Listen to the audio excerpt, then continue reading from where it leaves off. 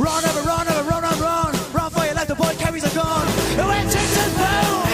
When tick, tick, boom. When tick, tick, boom. When tick, tick, tick, tick, tick, tick, tick, tick, boom. Run, ever run, ever run, run, run. Run for your life, the boy carries on.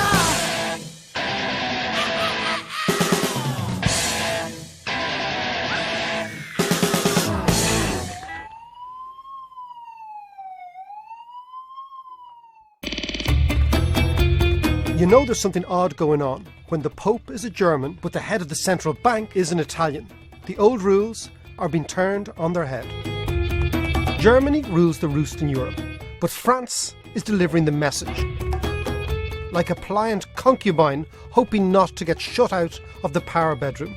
And the big question is whether the Germans have actually given up on the Greeks. Until recently, the Greeks believed that the Germans would blink first in this game of chicken. The Greeks could hit the nuclear option by threatening to leave the euro, and the Germans would have to do a deal. But this has all changed. Greece is being sealed off, and the Germans seem to be prepared to call the Greeks' bluff.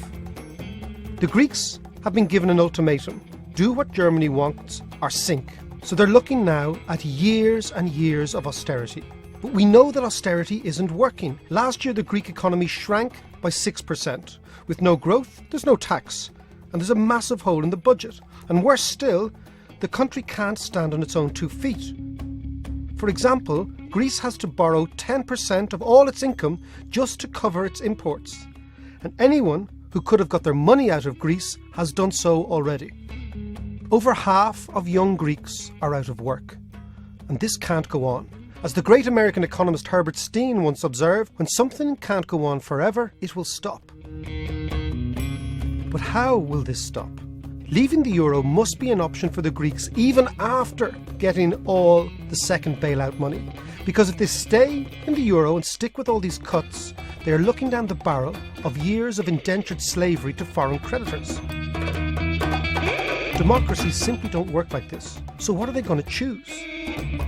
The uncertainty of a new drachma or the absolute certainty of 10 years of contraction? So that's the Greek view. But what does the world look like from Brussels and, more importantly, from Berlin? Since the crisis began, much of the talk was almost like the prodigal son, about how the EU family would look after the delinquent Greeks. This was driven not so much by concern as fear, because every time the Greeks looked like they would default, the banks panicked because a Greek default would prompt a wider default and banks' balance sheets would collapse. So the Greeks had the Germans and the French by the balls, because the banks were up to their necks in dodgy Greek loans. So in order to force the Greeks' hand, the Germans and the French had to find a way of insulating their own banks against this Greek default. Now this is where our Italian friend, the head of the European Central Bank, comes in, and this is why everything has changed. The ECB is now presiding over a massive cash for trash scheme, whereby the bust European banks give the central bank trash as collateral, and in return for this trash, the ECB gives them real cash. And real cash at 1% for 3 years. This is the banking equivalent of turning water into wine. Banks take this money that they have borrowed at 1% and they lend it back to insolvent governments at 6%. Now this looks great because the interest rates on government bonds fall and the assets on the bank's balance sheet seem to get bigger. So both governments and banks look stronger. But it's just a scam. It's more financial engineering, giving the impression that all is okay while ignoring the real problem. So think about what is happening. We have insolvent banks lending to insolvent governments, and we are calling it success. Not only is this a scam, it is an enormous scam, because by the end of February, the ECB will lend €1 trillion to European banks. Now let's just get our heads around how much €1 trillion actually is.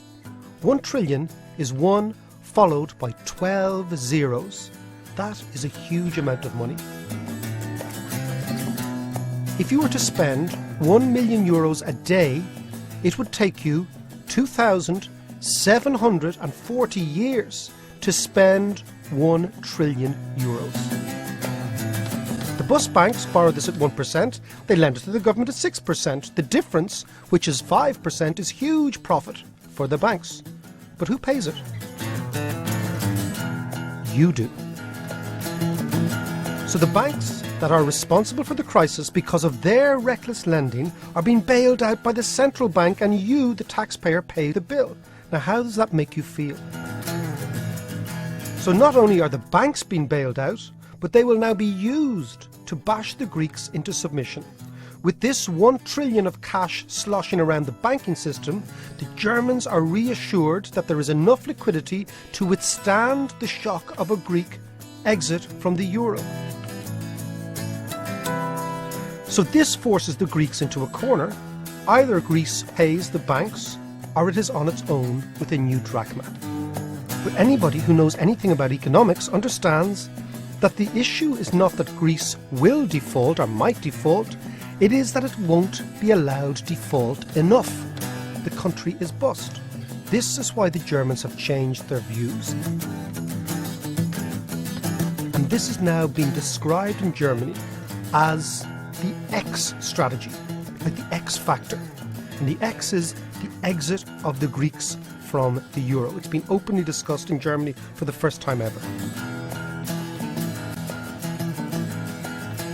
The lesson from this Greek debt crisis is that to stay in the euro, all European countries have to become more like Germany. But Greece will never be Germany. So what is the point? This German Europe is not what we all signed up to. In fact, it was sold as the opposite. A community of equal nations was the promise made this month 20 years ago at the signing of the Maastricht Treaty. This was supposed to bring the EU together. It has not. The EU countries have never been farther apart. Greece is about to be squeezed dry, and the euro is only being kept afloat by a massive cash for trash scheme where the banks are being bailed out and the average European citizen pays the bill.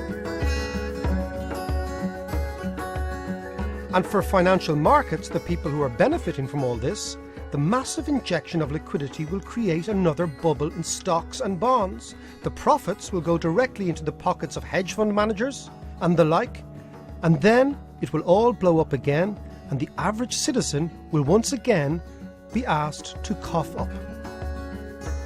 In this latest European crisis, the banks again get all the money they need, while the citizen is being asked to take the pain and shoulder the burden.